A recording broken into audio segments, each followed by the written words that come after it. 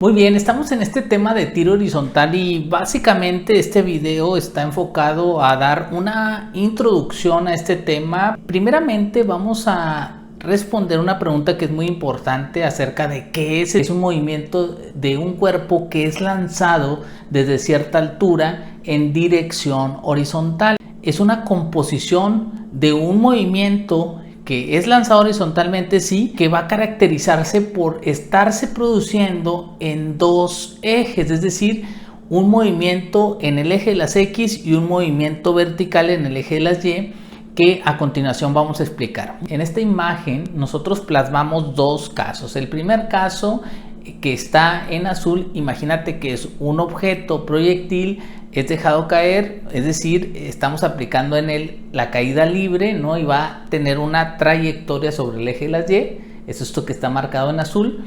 Y en el segundo caso viene siendo propiamente el tema de tiro horizontal, en el cual el cuerpo es lanzado con una velocidad determinada y que va a ser una trayectoria como la que aquí describimos. Vamos a ir explicando cada parte para que pueda ser más claro para ti. En el caso del caída libre ya hemos analizado algunos ejemplos. Decimos que en caída libre parte de un reposo, por decirlo así. Entonces va a tener una trayectoria, va a tener un cierto desplazamiento.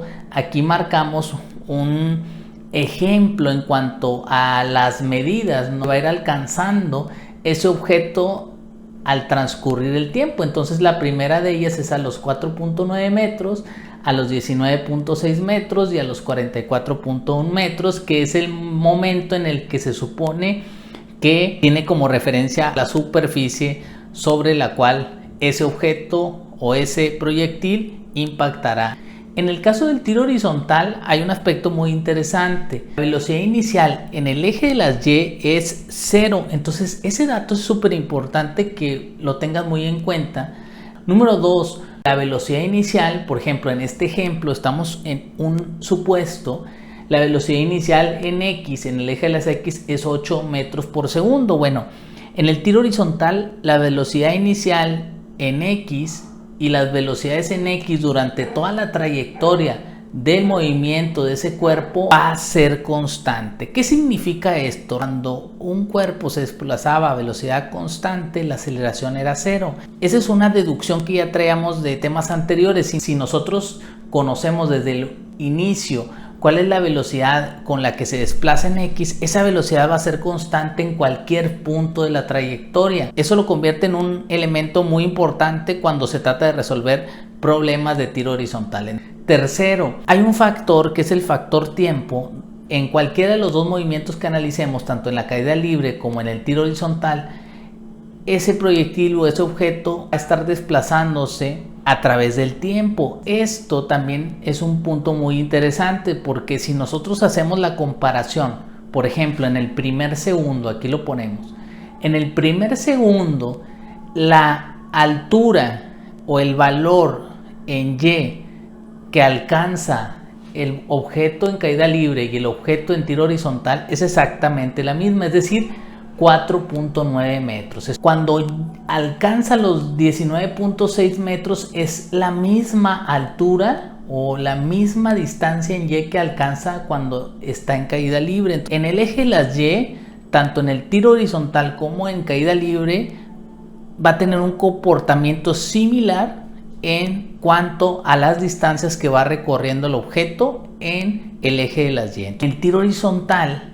vamos a tener muy recurrentemente casos en los que analicemos el tiro horizontal en un momento determinado. Es decir, que yo puedo analizar el tiro horizontal en este punto, lo puedo analizar en este punto, y en cada punto o en el punto que tú desees analizarlo vas a formar una componente. Por eso estas dos flechitas que en cierta manera me indican que este proyectil o este objeto va a formar en X con respecto a Y un ángulo, y eso te recordará este tema de las componentes que vimos al inicio.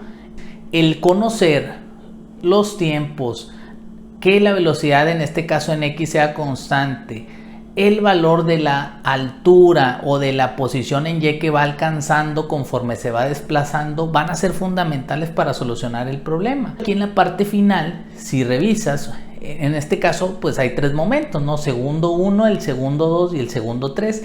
En los tres casos velocidad en X es la misma porque es constante. El hecho de que el objeto vaya descendiendo y que vaya teniendo también un movimiento en Y implica que cada segundo que transcurra va a ir incrementándose la velocidad en Y a una razón de 9.8 metros por segundo, que es el valor de la gravedad que hemos estado considerando tanto en el tema de caída libre como en el tema de tiro vertical. Como el antecedente, a través de este diagrama ya iremos viendo ejercicios que te van a ayudar a entender más fácilmente esto que te estoy explicando de hacer análisis momento por momento. Mostramos algunas fórmulas.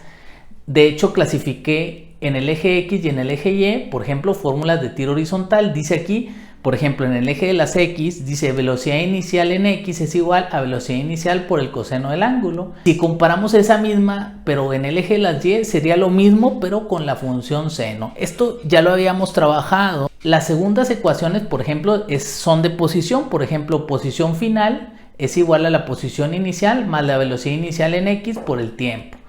Esa es la posición, o esa es la fórmula para calcular la posición final en X.